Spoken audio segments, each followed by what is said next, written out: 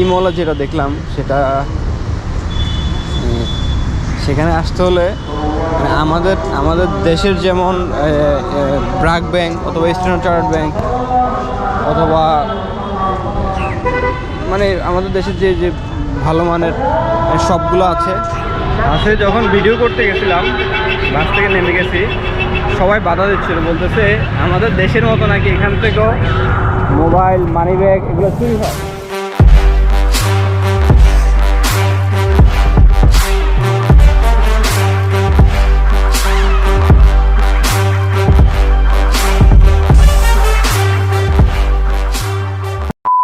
আসসালামু আলাইকুম, কী অবস্থা? আশা করি সবাই ভালো আছেন, আমিও ভালো আছি। শুভ সকাল। তো শুভ সকালটা কেন বলছি জানেন? কারণ এখন সময় হচ্ছে এই যে দেখেন 10:50 এখন মাত্র ঘুম থেকে উঠলাম। এই যে এখন ঘুম থেকে উঠলাম, এই হলো রুমের অবস্থা। রুম তো আপনাদেরকে কালকে দেখাইছি। এই হলো রুমের অবস্থা। তো একা একা কতটুকু আর ভালো লাগে সেটা তো বুঝতেছেন, তারপরও যতটুকু ভালো লাগানো যায় আর কি। তো এখন ফার্স্ট টাইম কাজ হচ্ছে গোসল করা। গোসল করে বের হবো, নাস্তা করব, তারপর আপনাদেরকে নিয়ে একসাথেই বের হয়ে যাবো। কোন কোন জায়গায় ঘুরবো আপনারা তো সাথে থাকবেনই। তাইলে এখনও যারা আমাদের চ্যানেলটাকে সাবস্ক্রাইব করেনি, সাবস্ক্রাইব করে ফেলুন, 5 টাকা বেল বাটনটি ক্লিক করে ফেলুন। যারা ফেসবুকে আছেন তারা লাইক কমেন্ট শেয়ার অবশ্যই। চলেন একবারে নাস্তা করতে বের হয়ে যাই।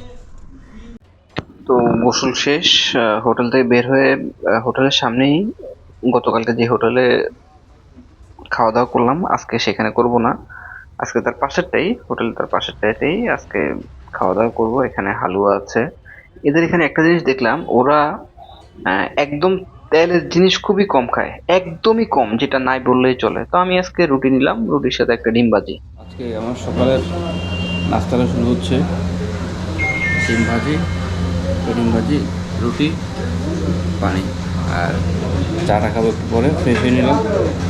চেহারা অনেক রুক্ষ রুক্ষ লাগতেছে, কারণ রসুন কিছু নিতে পারিনি, এখন নিবো, কিনবো। এরপর দেখি আপনাদেরকে নিয়ে কোথায় যাওয়া যায়। চলেন, আমিও নাস্তা করিনি, আপনারাও নাস্তা করুন।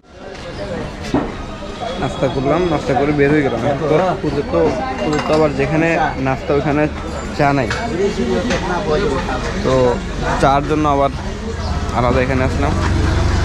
এখানে আবার চা বিক্রি হচ্ছে, এখান থেকে চা আর সাথে আবার রুটি দিয়ে কী বানাচ্ছে, ভালোই লাগতেছে। তো এখানে ওই যে গরুর মাংসটা, গরুর মাংস 380 টাকা কিংবা 400 টাকা করে বিক্রি করতেছে। আর এখানে আবার ওই যে বিভিন্ন হোটেল আছে, ঢাকা মেজবান, চট্টগ্রাম মেজবান, অনেকগুলো দোকানই আছে এখানে। এখানে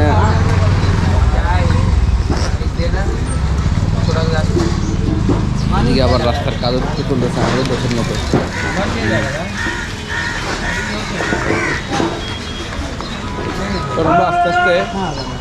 আস্তে আস্তে আমরা চাটা খেয়ে বের হয়ে যাই, দেখি আমরা কোন দিকে যেতে পারি, সবার কাছে জিজ্ঞেস করে।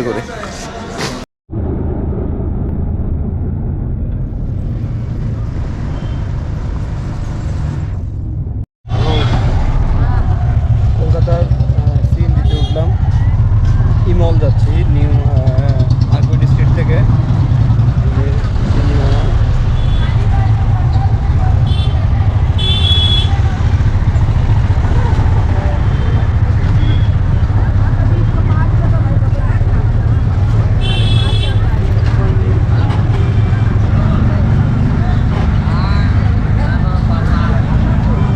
এখানে দেখতেছি এই যে আমাদের পাহাড়ের রাঙামাটি, খাগড়াছড়ির মতো রাস্তার পাশে যেমন তরকারি নিয়ে বসে, ঠিক এখানেও সেম রাস্তার পাশে তরকারি নিয়ে বসতেছে। আর রাস্তার পাশে মন্দিরের বিভিন্ন অংশ আছে, ওরা এখানে পুজো করে আর কি। তো দেখি মলে গিয়ে দেখি মোবাইলে কিছু পাওয়া যায় কিনা। সিএনজিতে উঠে ওদের সিএনজিগুলো একটু অন্যরকম, আমাদের দেশের তুলনায়।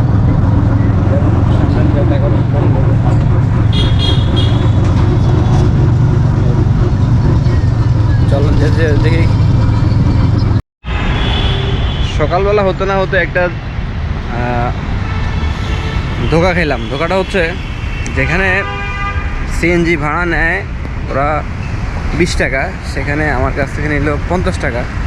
তার কারণ হচ্ছে আমি ওকে বললাম যে 20 টাকা ভাড়া, ও বললো যে 20 টাকা। এখানে আসার পর সে বলতেছে যে 50 রুপি। তো দেখছে আমরা ফরেনার বা আমরা ভিনদেশি, এই জন্যই হয়তো কাজটা করছে। আপনারা যাওয়ার আগে, উঠার আগে, কোনো সিএনজিতে উঠার আগে অবশ্যই যে কাজটা করবেন সেটা হচ্ছে ভালোভাবে কথা বলে নেবেন, যেন মানে ওদের সাথে যেন পরবর্তীতে যেন সমস্যা না হয়। আমরা এখন আছি ই মলের সামনে, এটাই হচ্ছে ই মল। ই মলের এখানে আছি, দেখি মার্কেটে ভিতরে যাব, ভিতরে গেলে দেখি কি পাওয়া যায়, ঘুরে আসি। ই মলটা অনেকটা আমাদের দেশের বসুন্ধরা বা যমুনা ফিউচার পার্ক বা অনেক শিল্পী টাউন এগুলোর মতোই অনেকটা।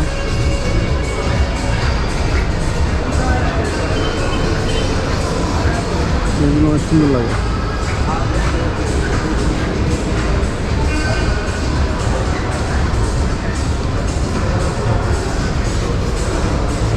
অনেকটাই মার্কেটগুলো অনেক সাজানো গোছানো, দেখে যে কেউরই ভালো লাগবে হয়তো বা। আর প্রত্যেকটা মার্কেটে অফার চলছে। দেখি আমরা আরেকটা লিফটে যাই, ওখানে কি আছে, এক একটা ফ্লোর এক একটা সব ওখানে লাইফস্টাইল, যেগুলো আমরা সবসময় অনলাইনে দেখে আসছি সেই জিনিসগুলো আমি এখন লিফটে আছি। এখানে লাইফস্টাইল আরেকটা, এটা মনে হয় কিডস রুম। চলুন আমরা সামনে গিয়ে দেখি। ই মলের সামনেই আছি, মল থেকে বের হলাম। ই মলে যেটা দেখলাম সেটা, সেখানে আসতে হলে মানে আমাদের দেশের যেমন ব্র্যাক ব্যাংক অথবা স্ট্যান্ডার্ড চার্টার্ড ব্যাংক অথবা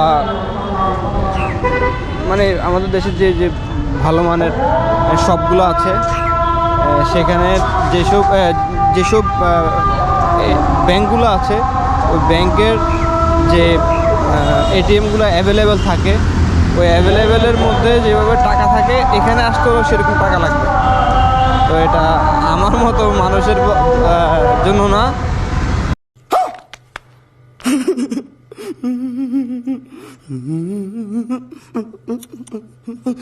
সেই জন্য বের হয়ে গেলাম।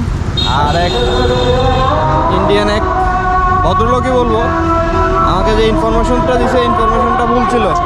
আচ্ছা, আজান দিচ্ছে, আমরা আজানটা পার হয়ে যাই। কলকাতার লোকাল ব্রিজে, কলকাতার লোকাল বাসে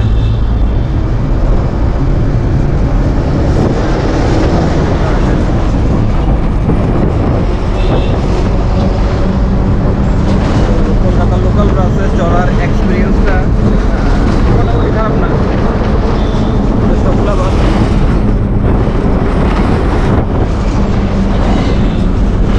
এখন যাচ্ছি হাওড়া ব্রিজে এখন যাচ্ছি।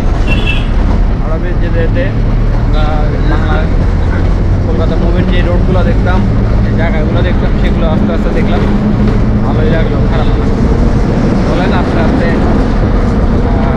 হাওড়া ব্রিজে চলে যাই। আমরা এখন অলমোস্ট হাওড়া ব্রিজে উঠবো, লোকাল বাসে করে হাওড়া ব্রিজে এখন উঠবো। ব্রিজের ক্যামেরাটা বাইরে বার করো না, হ্যাঁ, নাহলে কেড়ে নিয়ে চলে যাবে বাস। তাই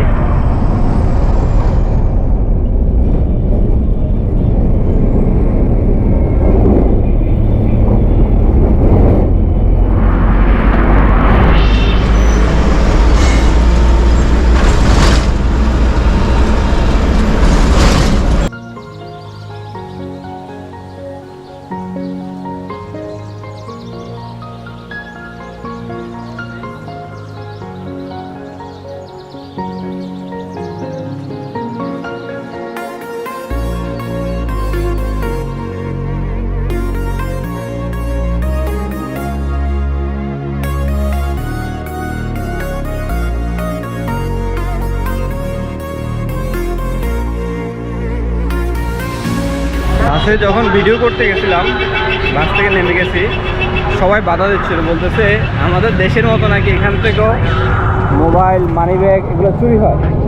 বলতে এটা নিয়ে যান, এটা পকেটে ঢুকে ফেলেন, অথবা এটা ওরা কেউ এগুলো টান দিয়ে নিয়ে যাবে। হ্যাঁ, ওই কারণে আর ভিডিওটা করতে পারি নাই। তবে এই হচ্ছে হাওড়া ব্রিজের যে সমস্যাটা।